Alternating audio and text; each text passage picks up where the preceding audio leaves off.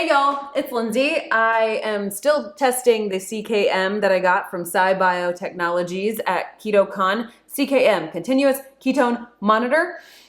I've done lots of trials so far, and today I thought I would actually start the trial last night. I wanted to see what the CKM would show me overnight if I consumed exogenous ketones. This is Perfect Keto Base in the strawberry lemonade flavor. I do not have any desire to set alarms, wake myself up in the middle of my sleep cycle, test my ketones, and then go back to sleep. That's where I see the real value add when it comes to the CKM, and it's not something that I think you need to use forever and ever. It's a short term, learn what works for you, and then execute that knowledge type of a situation. I really wanted to see what exogenous ketones did overnight. I can very easily test exogenous ketones and what they do to my biochemistry with my blood ketone monitor during the day. I have no problems doing that. That's a very simple task. But testing overnight, that's a struggle for me. I'm not doing it. So I decided to do that. The way I consumed these exogenous ketones was in some Greek style yogurt. I was really hungry last night.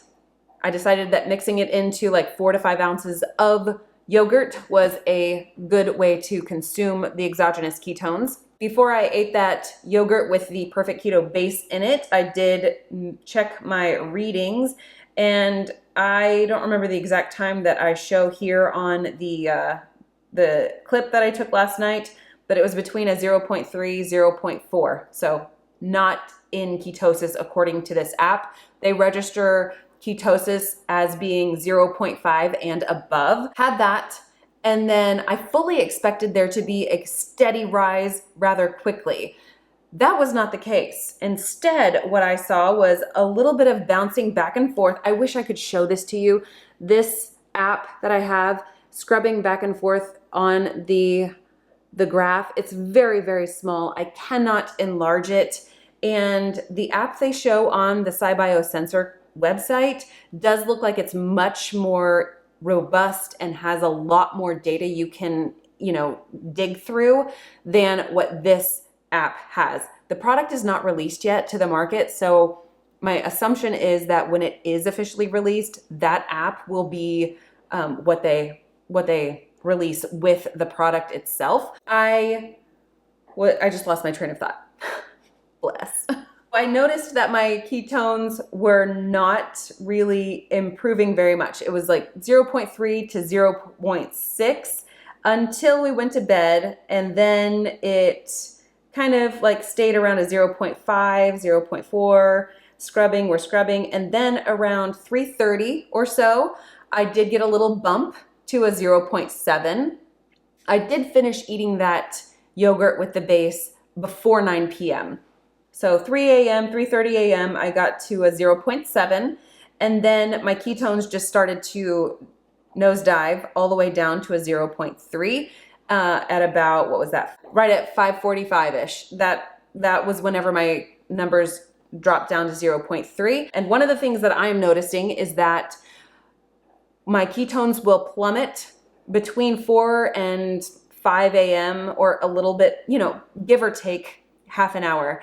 And I think what happens then is that my cortisol must be released around that time so that I can get out of bed and do life. And then I noticed that my ketones dropped all the way down to a 0.2 at about 6:10 or so. Then they have just kind of been like zigzaggy until about 8:30 or so, when they started to just steadily rise.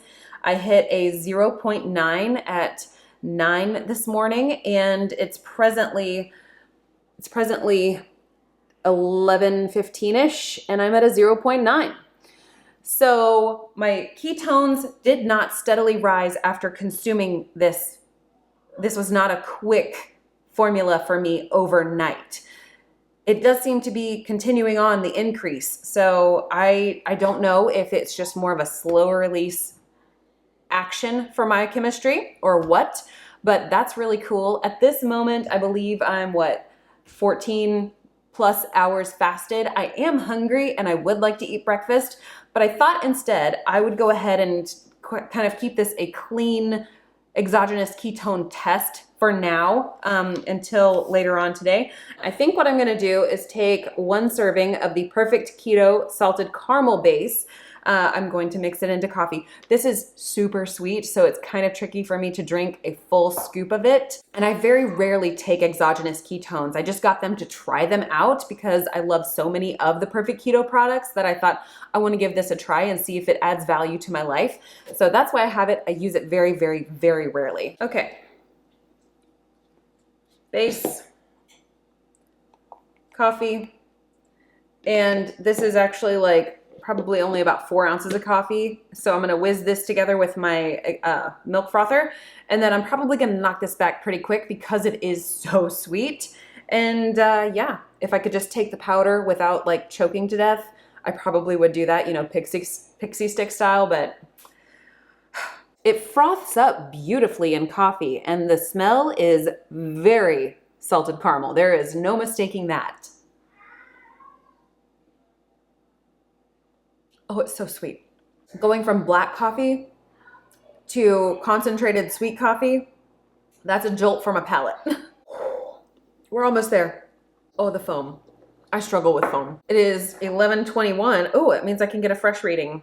Let's do that. Still at a 0.9. 11:21. Oh, 11:22. 0.9. Hello, it has been about 2 hours since I last checked on my ketones, so I thought we could do that. Also back here, I have been tidying and cleaning, so that is the difference going on back there. Pulling up the app, and it looks like I've stayed all right on the graph. I am at a 0.6. The highest that I saw was a 1.0 at about 12 o'clock. Yeah. 12 o'clock, and it's just kind of been stair-stepping its way down. I am starving. I do not want to carry on with fasting. Therefore, I shall be eating, and I'm noticing that the more my ketones drop, the hungrier I'm getting, so that stands to reason. But I also felt really hungry the whole time. From about that 14 plus hour mark, 14 and a half hours of fasting, I've been hungry. And that is not uncommon for me. I also know that hormones fluctuate all the time. So sometimes it has nothing to do with what I ate the day before, but just has something to do with my hormones. I will be eating, I'm gonna do eggs and butter, scrambled eggs with butter on top, because that's always a winner for me. I don't find that this truly is necessary for me. Some of the other trials that I've done have demonstrated that food sources seem to do good things for me as well. And in fact, exercise combined with those butter coconut oil bites seemed to have given me the highest reading that I was able to get overall for the past, how many days? 10, 11 days. It's been officially 11 days since getting this thing. What was that date? 5 days in on testing, and I got up to a 1.6 after having had fat bomb of coconut oil and butter and doing a good vigorous walk outside. All of that to say, for me, food plus exercise seems to be the greatest catalyst for my readings being higher. You know, exogenous ketones can be useful. I would not know whether or not they were as beneficial or less beneficial if I hadn't had the continuous ketone monitor going right now. So there is value added for me. I will still have these around and use them sparingly because, like I said, this is so incredibly sweet to my palate that it's hard for me to get it down. But I've noticed exogenous ketones in general are hard for me to get down. They're not absolutely necessary. Let's go ahead and land this plane.